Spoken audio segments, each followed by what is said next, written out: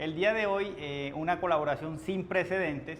Les he traído nada más y nada menos que a uno de los referentes más importantes de la atención prehospitalaria a nivel Latinoamérica. Y quiero que me ayuden recibiéndolo con un fuerte aplauso. Alejo, bienvenido. ¿Cómo estás? Gracias, Néstor. Bien, muy bien, afortunadamente. Interrumpimos esta transmisión para contarles que se nos acabó la reserva en el salón, así que fuimos a otro lugar mucho más ameno.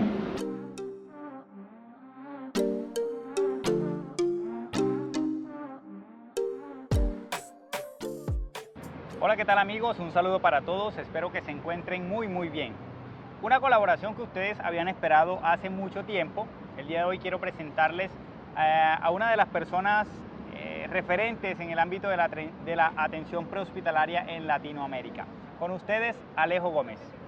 Néstor, mucho Alejo, gusto. bienvenido, Alejo. Muchas gracias por la invitación. ¿Cómo te ha ido, Alejo? Bien, Néstor, muy bien. Siempre mucho trabajo, pero mucho viaje. No falta, siempre hay cositas por hacer. ¿A qué te dedicas, Alejo? Bueno, son muchas cosas. Actualmente tengo algunos trabajos educativos, otros trabajos asistenciales. De forma asistencial trabajo en la unidad de cuidado intensivo de la clínica León 13, bueno, actualmente se llama el Hospital Alma Mater de la Universidad de Antioquia. Ese es mi trabajo de tiempo completo. De forma educativa trabajo con la Universidad Adventista y con el SENA, que es el Centro Nacional de Educación para el Trabajo en Colombia, y trabajo como voluntario con NAEM y con los programas de entrenamiento de EXI, haciendo algo de educación continua en toda Latinoamérica. Aprovechando, Alejo, toda esa experiencia que tienes en el tema de NAEM, de cursos de educación continuada y de trauma y más, me gustaría aprovechar este espacio, esto es la introducción, invitarte a otro segmento en donde podamos hablar de esos cambios importantes que sufre el PHTLS de la 9ª a la 10ª edición. ¿Qué te parece la propuesta, Alejo? Vamos a hablar de los cambios, vamos a hablar de la reunión de la cual tuve la fortuna de asistir en la ciudad de Orlando, en Florida, hace más o menos un mes, donde se fueron presentados los cambios y van a haber cambios no solamente desde el punto de vista científico, sino que van a haber muchos cambios muy interesantes desde el punto de vista educativo, desde el punto de vista del curso como tal.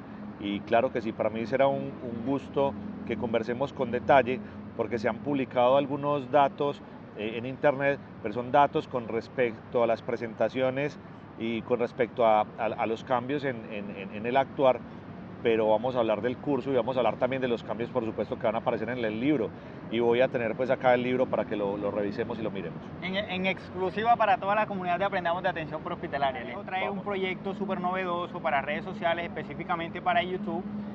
Bueno, él ya luego nos estará contando al respecto. De hecho, vamos a utilizar esta plataforma también como trampolín para que ustedes empiecen a seguir ese contenido, porque obviamente va a ser información de mucho valor.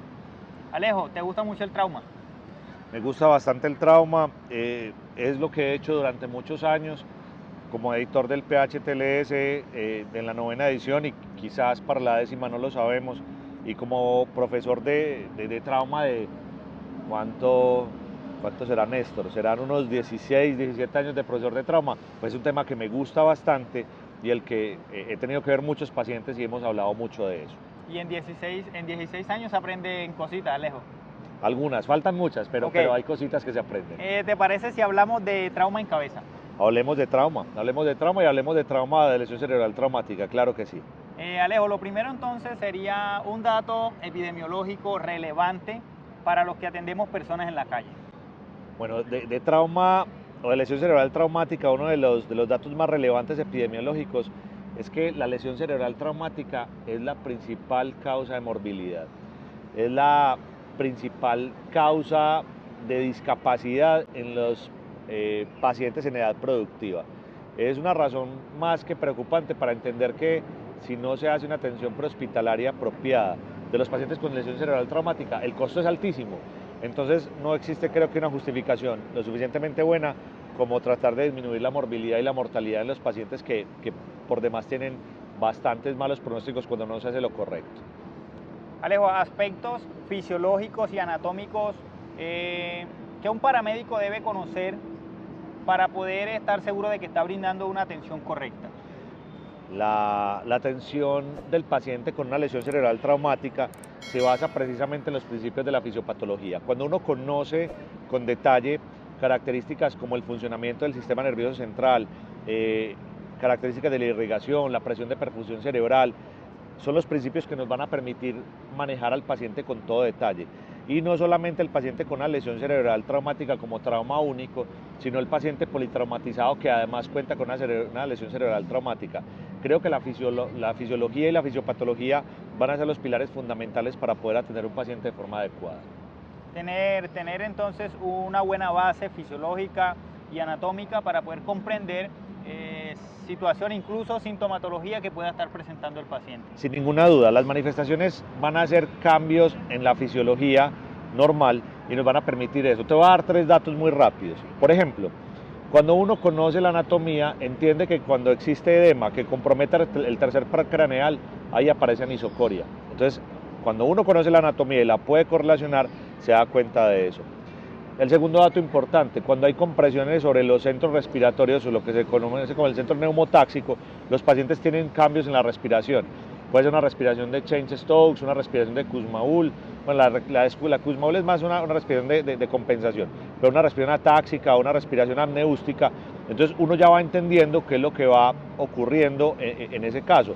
Y otra cosa muy interesante, cuando uno conoce la fisiología, la fisiopatología, va a poder entender muy bien que los pacientes intoxicados no van a presentar generalmente signos de focalización, es decir, una persona intoxicada por alcohol no es normal que esté anisocórico.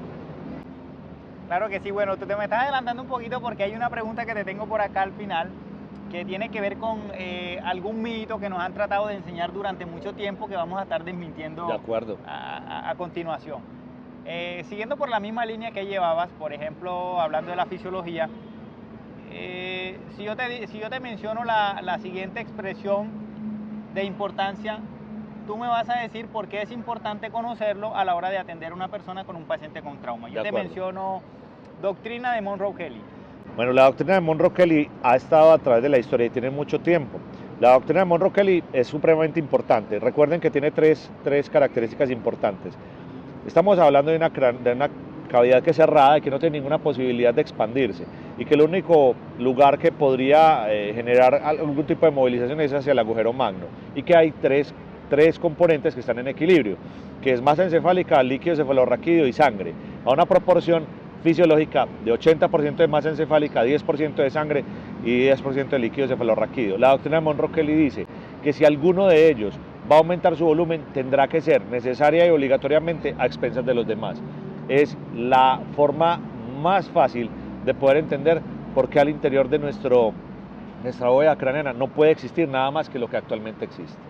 Claro que sí, ese aspecto es supremamente importante, Alejo, porque yo he escuchado a algunos colegas decir, bueno, pero eso para qué me sirve a mí a la hora de atender a un paciente, y definitivamente sí sirve porque cuando comprendes lo que ocurre fisiológicamente, fisiopatológicamente, pues obviamente tendrás de dónde agarrarte para poder brindar un manejo correcto, ¿no? Así es, y es otra cosa para poder entender por qué un paciente que tiene una lesión cerebral traumática sola, simple y no tiene un sangrado, no debería estar en choque, no debería estar hipotenso, porque si somos honestos, al interior de la cavidad craneana nunca va a haber el espacio suficiente para que quepa 1, 1.5, 2 litros de volumen. Eso reemplazaría todo el volumen craneal. O sea que es la razón que explica por qué el paciente que tiene una lesión cerebral traumática no debería tener hipovolemia. Bueno, excepto el paciente que tiene una lesión en el cuero cabelludo, que sangra profusamente, pero ya eso es un escenario diferente. ¿Qué pasos secuenciales o cuáles son tus recomendaciones para el manejo inicial de un paciente víctima de un trauma en la cabeza? Hay una cosa que parece bien particular, pero creo que es la mejor enseñanza en el manejo del paciente con una lesión cerebral traumática. Bajo cualquier circunstancia tenemos que evitar que los pacientes que tienen este tipo de lesión tengan hipo. Y me refiero a hipo, a hipotensión, está prohibida. La hipoxemia está prohibida. La hipoglicemia está prohibida. La hipotermia está prohibida. Entonces tenemos que mantenerlos normoxémicos, con una saturación que esté obviamente en un valor superior a 90. Una buena presión arterial que garantice una buena presión de perfusión cerebral. que estará en virtud, por supuesto, de las condiciones. Uno espera una presión arterial sistólica al menos 110 o una media que sea equivalente. Que los pacientes no estén hipoglucémicos y que no estén hipotérmicos. Creo que es el principio fundamental para que los desenlaces sean un poco mejores. Evitar, bajo cualquier circunstancia, el hipo. Ok, Alejo, recomendaciones para tratamiento con oxígeno suplementario. Es una pregunta que podría tener varias aristas. La primera es que yo tengo que evaluar no solamente la saturación, sino la calidad de la respiración, entendiendo que un paciente que tiene un compromiso importante y un aumento de la presión endocraneana bien podría tener un patrón ventilatorio bastante anormal. Garantizar una saturación de o por encima del 90 es una buena medida. Recuerden que los episodios de desaturación pueden duplicar la mortalidad en el paciente con una lesión cerebral traumática. Administremos oxígeno suplementario con dispositivos que nos permitan garantizar una saturación adecuada y cuando el paciente tenga frecuencias ventilatorias mayores de 30 o menores de 10 y una saturación menor de 90, tenemos una suficiente evidencia para iniciar ventilación con presión positiva.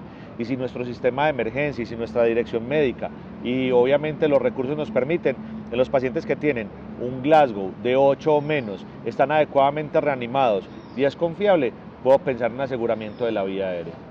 Me gustaría preguntarte algo sobre el manejo correcto del tratamiento con líquidos, ¿verdad? Tratamiento intravenoso. Pero antes de hacerte esa pregunta, quiero invitar a los amigos que nos ven exactamente en este momento a que saquen 2 segunditos. Aquí a la izquierda hay un botoncito que se llama me gusta. Denle a me gusta, comenten, compartan para que sigamos aprendiendo cada vez más de estos fabulosos temas. La pregunta, Alejo, sería entonces, ¿tratamiento correcto o el mejor manejo o reanimación con líquidos? Eso es un tema que genera bastante controversia. El líquido ideal o el cristaloide ideal no existe. Algunos piensan que la solución salina es muy fisiológica, yo soy un contradictor de que la solución salina sea fisiológica, pero hoy quizás sea la más disponible y tiene una osmolaridad un poco más amigable. El lactato de Ringer, aunque no hay un estudio que categóricamente lo descarte, pensamos que no es la mejor solución porque tiene una osmolaridad un poco más baja que la sanguínea. Por esa razón, la solución que actualmente utilizamos prehospitalariamente con mayor disponibilidad es la solución salina al 0.9%. Hay otras mejores soluciones. Néstor, déjame decirte que hay soluciones multielectrolíticas, hay otros sistemas prehospitalarios que pueden tener algunas otras soluciones diferentes disponibles, pero en nuestra Latinoamérica la mayor cantidad de servicios prehospitalarios tienen solución salina y lactato de Ringer. Entonces, básicamente, para reanimar el paciente con neurotrauma, hoy la consideración más importante es el uso de solución salina al 0.9%. Alejo, ¿qué es eso? ¿Qué es esa enseñanza que nos mencionan mucho los profesores en clase? Que control de daños. Bueno, el control de daños tiene un origen bien interesante y ocurre en las primeras guerras mundiales y ocurría cuando un barco recibía un daño o por un torpedo o por otro barco y que lo que se requería era tratar de arreglar el barco para que lograra llegar hasta el astillero sin hacer mayores arreglos, solamente corregir los daños para que el barco no fuera a zozobrar o no fuera a naufragar. Esto se trae a la medicina y el término o el concepto de control de daños es haga lo mínimo necesario para que el paciente no fallezca, para luego llevarlo o trasladarlo hacia el hospital y pueda llegar a sobrevivir desde el ámbito prehospitalario. Porque te quiero contar una cosa, Néstor. El concepto de control de daños no solamente se circunscribe a cirugía, porque la gente se imagina control de daños lo que hace el cirujano en el quirófano. Y claro, el cirujano hace lo mínimo posible para parar el sangrado, llevar al paciente a la unidad de cuidado intensivo y luego en un segundo tiempo hacerlo con más detalle. Pero prehospitalariamente también se hace control de daños. Es la fase 0 del control de daños. Es la primera fase, donde inmovilizo fracturas, donde paro sangrados, donde reanimo con poco volumen y traslado al paciente de forma expedita al hospital. Sí hay un control de daños prehospitalario y es la fase 0 del control de daños. Tratar de disminuir la progresión del daño, es tratar de hacerlo en tiempos cortos, es tratar de poder generar en el paciente traslados seguros al lugar apropiado para poder corregir esas condiciones que en este momento pues, no son favorables para él. Alejo, quiero destinar unos minuticos par de minuticos para que desmintamos esos mitos a los que hacíamos referencia ahorita. El primero de ellos, yo lo anoté por acá, hay muchos, pero yo anoté 3 que son como que los que más se enseñan. El primero de ellos es, los pacientes que están bajo la influencia del alcohol, no se les mide el Glasgow o no es confiable. Bueno, les voy a invitar, hay una página que se llama Glasgow Coma Scale, no coma de coma, sino coma de palabra, comascale.org, donde aparece todo el fundamento científico de la escala de coma de Glasgow. El doctor Jennett y el doctor Tisdale, que son las personas que han desarrollado la escala de coma de Glasgow, hicieron un esfuerzo muy grande para hacer una escala lo suficientemente buena, pero se ha validado en el tiempo. Es una escala que ha soportado la prueba en el tiempo, y hemos encontrado que posiblemente en los pacientes que tienen intoxicaciones propias como la del alcohol o la de algunas sustancias, que durante mucho tiempo simplemente todo el déficit neurológico era atribuible a la intoxicación, y no necesariamente. Uno puede evaluar la escala de coma de Glasgow porque te va a ser útil como punto de partida, desde ahí arrancas, ese es el punto desde el cual empiezas la atención. Quizás no sea tan confiable, pero es un punto de arranque, y el déficit neurológico y las pérdidas del punto de Glasgow posteriores va a ser mucho más saludable atribuirlas a una lesión cerebral traumática que a la intoxicación propiamente dicha. Entonces, definitivamente hay artículos lo suficientemente buenos que garantizan que la escala de Glasgow debe ser y obligatoriamente debería ser considerada en el paciente intoxicado, y que definitivamente la evaluación neurológica pues tiene muchos aspectos adicionales que pueden ser evaluados. Ya yo les hablé de uno. Los pacientes intoxicados no deberían tener manifestaciones de focalización. Entonces, el Glasgow más signos de focalización y otros factores nos pueden hacer predecir la posibilidad de una progresión de una lesión cerebral traumática más allá de la intoxicación propiamente dicha. El segundo mito que yo anoté por acá, Alejo, es los pacientes víctimas de un accidente de trauma en la cabeza no se deben reanimar con dextrosa porque se aumenta la presión dentro del cráneo. Bueno, en términos generales es cierto, uno no debería administrar soluciones con glucosa porque básicamente es pues, agua con glucosa, y cuando la glucosa es utilizada por la célula, el agua libre va a ser un gran causante de edema. Sin embargo, lo que tenemos claro es que los pacientes que tienen glucometrías bajas o una persona que tiene hipoglucemia y un trauma de cráneo necesita necesaria y obligatoriamente tener un mejor valor de glucosa, porque las neuronas necesitan glucosa pura. Hay 3 escenarios.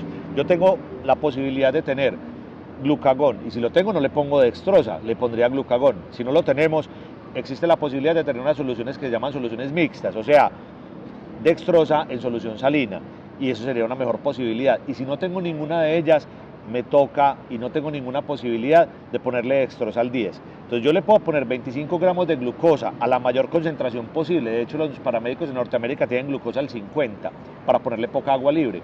Entonces, es importante que entendamos que si yo le pongo un bolo de 250 cc de dextrosa al 10 a un paciente hipoglicémico con TEC, esos 250 no se van a ir al cráneo, o sea, no van a ser grandes productores de edema, pero sí voy a disminuir en el paciente la hipoglicemia. Ahora, lo que es importante es que no perpetuemos y no pongamos grandes volúmenes. Ya obviamente poner 1000, 2000 no tiene ningún fundamento, y sí sería bastante malo para el paciente.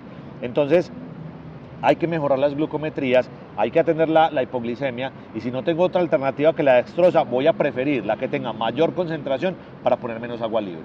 Alejo, pues me surge otra pregunta que de hecho no la había preparado, pero creo que también es importante mencionarlo.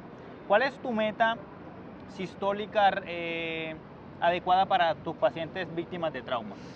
Néstor, esto es un problema muy grave porque se han hecho bastantes consensos tratando de encontrar un valor de presión arterial. De hecho, cuando se reunió todo el board de Brain Trauma Foundation, y cuando se hicieron las últimas guías de BTF, encontraban que los pacientes que tenían más o menos de 40 años tenían mejores o peores desenlaces cuando las presiones arteriales sistólicas eran mayores, un poco mayores a 110. Eso es importante. Uno debería garantizar una buena presión arterial sistólica, que a su vez pueda garantizar una adecuada presión de perfusión cerebral como una variable fundamental. Lo que queda claro es que el valor exacto hoy es desconocido, pero lo que en todos estamos de acuerdo es que el valor de la presión arterial sistólica debería ser un poco mayor a 90 para garantizar una buena presión de perfusión cerebral. Para permitir que ese cerebro esté perfundido en todo momento y pueda desarrollar sus funciones metabólicas de forma correcta, ¿no? Por lo menos que mantenga la autorregulación. Ok. Alejo, el tercer mito que tengo acá tiene que ver con, ya me acordé, se ha enseñado mucho que una persona que sufre una ruptura en la base del cráneo no se le puede aplicar o instalar una cánula nasofaringea. ¿Mito o verdad? Bueno, entre el mito y la realidad queda claro que si alguien tiene una sospecha de una fractura de base de cráneo porque tiene un compromiso anterior, es decir, una fractura de la lámina cribosa, hay suficiente evidencia histórica que ha demostrado que la manipulación de la vía aérea nasal podría generar graves problemas. Más allá de que una cánula nasofaringea termine introducida en el cráneo, existe la posibilidad de una contaminación y un riesgo mayor que pueda existir. Existen suficientes publicaciones que nos han demostrado pacientes a los que se les ha pasado sondas nasogástricas que terminan siendo nasoventriculares.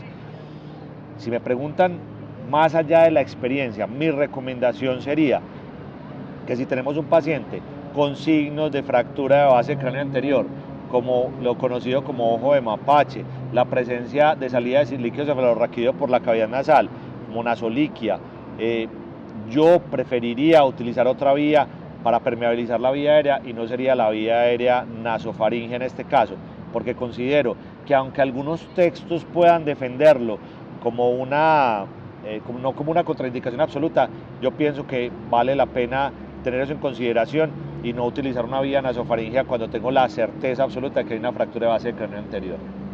Alejo, un aspecto que creas que se nos haya pasado por alto que es importante mencionar en cuanto a trauma en cabeza. La lesión cerebral traumática tiene varias cosas muy importantes. Quizás a mí me preocupa más el traumatismo craneoencefálico moderado leve.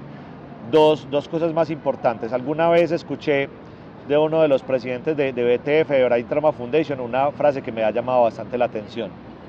Ella es, los pacientes que tienen un Glasgow de 13, el 13 termina siendo un número de mala suerte, incluso hasta para el trauma de cráneo. Muchos de ellos van a soler empeorar y por eso hay que cuidarlos con detalle, porque muchos pacientes con 13 de Glasgow suelen tener a veces peores desenlaces. Eso es una cosa que llama la atención. La segunda, la escala de coma de Glasgow suele ser muy mal interpretada, suele ser muy mal realizada y a veces no correctamente aplicada. Hay una forma adecuada, esquemática, que vale la pena tener en consideración y que quizás en un video más adelante podamos hablar exclusivamente de la evaluación de la escala de coma de Glasgow, porque realmente requiere una técnica. Y la última, recuerden que hay dos cosas que ahora no se hacen.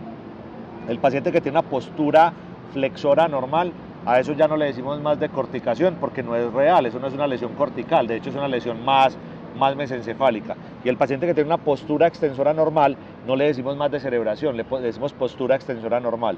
Creo que eso vale la pena y es algo que hay que tener en consideración. Y por último, hay una frase cliché que suelen utilizar la mayoría de los que hablan de trauma de cráneo, y es hablar de TEC en evolución. La palabra trauma de cráneo en evolución es un cliché que hay que desaparecer, porque no necesariamente todas las lesiones van a empeorar, como muchos piensan, y hay algunas que van a permanecer estables, y obviamente utilizar ese término creo que es inadecuado. Ok, amigos, saquen 2 segunditos para darle al botón de me gusta, comentar, compartir. Si quieren que vuelva a invitar a Alejo a nuestra plataforma, obviamente Alejo siempre vas a ser un invitado de honor para nosotros. Y quiero hacerte la última pregunta, Alejo.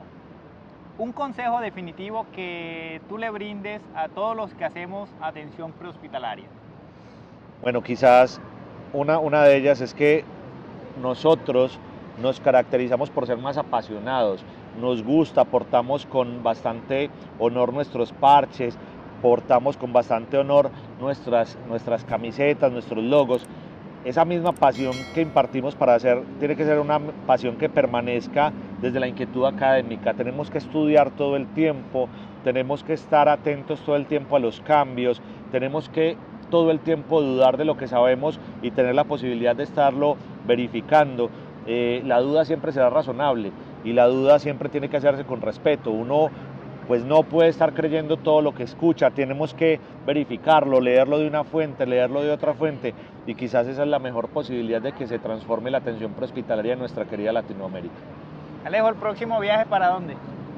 Voy a estar en El Salvador, dentro de una semana vamos a estar compartiendo en El Salvador una CLS, les voy a mandar algunas imagencitas. Es un país muy querido que está haciendo grandes esfuerzos en su transformación, y bueno, allá vamos a estar la próxima semana con FastCare, que es una excelente academia de emergencias, compartiendo algo de cuidado cardiovascular de emergencias. Entonces mandamos un saludito muy especial para toda la gente de FastCare. De FastCare, y obviamente los que nos ven en El Salvador, en San Salvador, que vamos a estar. Claro que sí. Alejo, muchas gracias por este espacio, gracias. Yo sé que eres demasiado ocupado, pero siempre tienes para nosotros un par de minuticos. Claro que sí, las gracias son para ustedes por invitarme y por estar haciendo esfuerzos enormes en transformar la educación y la atención prehospitalaria, y bueno, espero que nos veamos pronto. Claro que sí, Alejo. Un saludo, amigos, y nada más. Esto es Aprendamos de Atención Prehospitalaria, la plataforma que en temas de salud los pone al día.